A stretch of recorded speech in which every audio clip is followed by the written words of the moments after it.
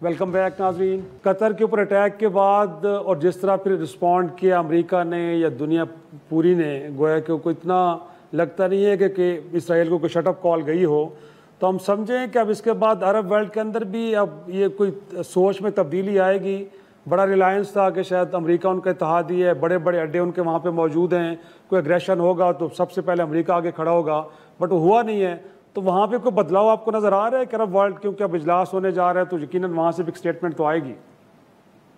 دیکھیں اسٹیٹمنٹ تو ضرور آئے گی اور اسٹیٹمنٹ کے لحاظ سے تو اگر ہم دیکھیں تو پہلے سے بہت زیادہ سخت آئی ہیں. لیکن یہ جب اس قسم کا ہم جتنے فریجائل ماحول میں اس وقت زندہ ہیں, اس میں جب چیز ٹوٹتی ہے نا تو اٹھا کر کے ایک دم ٹوٹتی ہے, وہ سگنل دے کے نہیں ٹوٹتی. میرا کہنے کا مقصد یہ ہے کہ بہت سارے جو قواعد ہیں, بہت سارے جو اصول ہیں وہ درہم برہم ہو گئے. ایک تو سب سے بڑا جو ہے وہ اسرائیل نے کر دیا. دیکھیں میرا یقین یہ ہو چکا ہے کافی عرصے سے, صرف اس سے نہیں, نیتن یاہو جو ہیں وہ اپنے ذہن میں بہت کلیئر ہے اور اگر ہم نہیں ان کو پڑھ رہے وہ ہمارا قصور ہے. انہوں نے اعلان کر دیا ہے کہ وہ سمجھتے ہیں کہ وہ حق پہ ہیں اینڈ وہ سمجھتے ہیں کہ یہ ان کا final chance for a final solution, اور وہ اس وقت سب کچھ داؤ پہ لگانے کو تیار ہے. وہ کسی کی سنیں گے نہیں. So what that means is کہ وہ ہر ملک سے پنگا لے رہے ہیں, وہ اٹیک کر رہے ہیں. He has no interest in negotiation.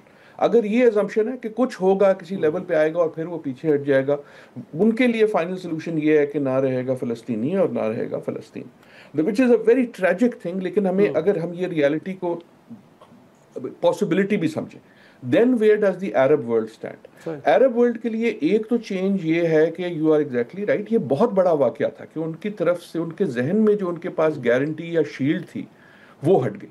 یہ یاد رکھیں یہ جو گلف ممالک ہیں ان کے پاس اس وقت دنیا کی سب سے مہنگی فوجیں ہیں, بڑی ہوں یا نہ ہوں, لیکن ہارڈ ویئر کے لحاظ سے, ملٹری سپینڈنگ کے لحاظ سے پاکستان سے زیادہ خرچ کرتے ہیں. بڑے بڑے جہاز ہیں, بڑی بڑی سپینڈنگ ہے. Now that has always been this question کہ یار یہ اگر کر رہے ہو تو آپ کس لیے کر رہے ہو.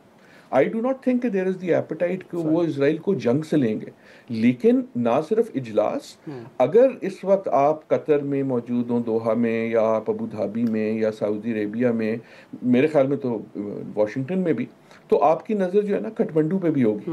میں کھٹمنڈو کو کیوں لا رہا ہوں کہ یہ جو ابال آتا ہے نا, جب لوگوں میں ابال آتا ہے, جو ہم انارکی دیکھ رہے ہیں, وہ ایک fall of trust in the entire governance ہوتا ہے. یہ ہم نے پہلے بھی کئی بار دیکھا ہے. شاہی صاحب آپ مجھ سے بہتر جانتے ہیں کہ پہلے ہمیشہ لفظ استعمال ہوتا تھا کہ جی عرب اسٹریٹ کیا کہے گی. تو ایسا نہیں ہے کہ عرب اسٹریٹ غائب ہو گئی ہے. اگر آپ اور میں اور جنرل صاحب جو ہیں ہمارا خون کھولتا ہے یہ دیکھ کے, تو آپ کے خیال میں جس کے گھر سے ایک گلی دور یہ بم گرا تھا دوحہ میں, اس کا کیا حال ہوگا؟ قطر کے لوگ کیا سوچ رہے ہوں گے؟ ایجپٹ کے لوگ کیا سوچ رہے ہوں گے؟ سو میرے خیال میں جو پریشر ہوگا اس وقت ان ممالک پہ, وہ صرف یہ نہیں ہے کہ امریکہ کیا کہتا ہے یا نیتن یاہو کیا کرتا ہے یا OIC کیا کہتا ہے. They have to be thinking کہ یار یہ جو ہم چیزیں روز دیکھ رہے ہیں یہ صرف ہم تو نہیں دیکھ رہے, جو لوگ یہ نظارے دیکھ رہے ہیں they cannot unsee it. سو ایک ان کے پاس یہ بھی چیز ہے کہ their space with their own population.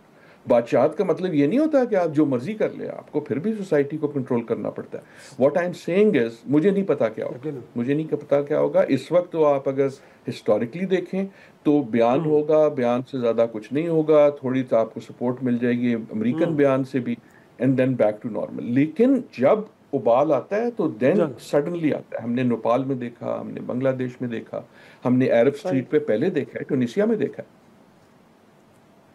صحیح.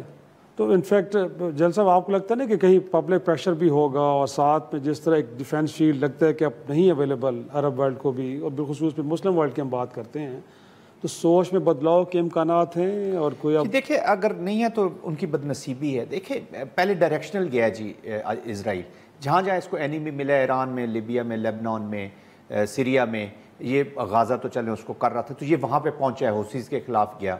اب ڈائریکشنل کے بعد جو فیز 2 ہوتا ہے جی, اس نے اپنے, جو میں گریٹر اسرائیل کے کانٹیکسٹ میں بات کر رہا ہوں, تو اب اس کے بعد اس نے ویلی میں جانا ہے اور اس نے سعودی عربیہ کی طرف, انہی کی طرف جانا ہے. جنرل ریٹائرڈ زاہد محمود صاحب اور ڈاکٹر عادل نجم صاحب, دونوں کا شکریہ. ناظرین آج کے پروگرام ختم کرتے ہیں, اجازت دیجیے, خدا حافظ.